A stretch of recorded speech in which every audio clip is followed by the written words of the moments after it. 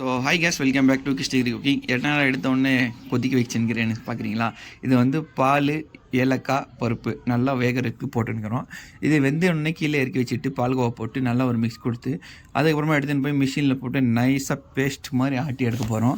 சரி, பேஸ்ட் மாதிரி ஆட்டி எடுக்கிறதுக்கு முன்னாடி பால்கோவா வந்து நம்ம சூடாக கொதிக்கும் போது போடுறது இல்லைன்னா பால்கோவா போட்டால் நம்ம பருப்பும் அடிப்பிடிக்கும், பால்கோவா போட்டால் பால்கோவும் அடிப்பிடிக்கும். அதனால் கீழே இறக்கி வச்சு நம்ம பால்கோவா ஆட் பண்ணியிருக்கிறோம்.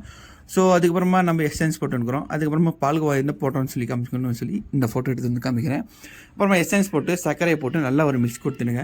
மிக்ஸ் கொடுத்துட்டு முன்னாடி என்ன பண்ணுவோம், நம்ம இது நெய்யை ஊற்றிட்டு ஒரு பாத்திரத்தில், தனி பாத்திரத்தில் நெய்யை ஊற்றி முந்திரி, திராட்சை, சாரப்பருப்பு, பாதாம் இது எல்லாம் போட்டு நல்லா ஒரு வதக்குங்க.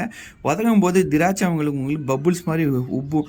அப்போ என்ன பண்ணுவோம்னா, அடுப்பில் வச்சு இந்த பாத்திரத்தை எடுத்து கீழே வச்சுட்டு நம்ம ஆட்டி வச்சுருந்தோம் இல்லையா அந்த பருப்பு எல்லாம், அதை எடுத்துகிட்டு வந்து நம்ம இதில் ஆட் பண்ணிடணும். இதில் ஆட் பண்ணிவிட்டு ஒரு மிக்ஸ் கொடுத்துடுங்க. மிக்ஸ் கொடுத்துட்டு முன்னாடி எடுத்துகிட்டு போய் திரும்ப அடுப்பில் வச்சுடுங்க.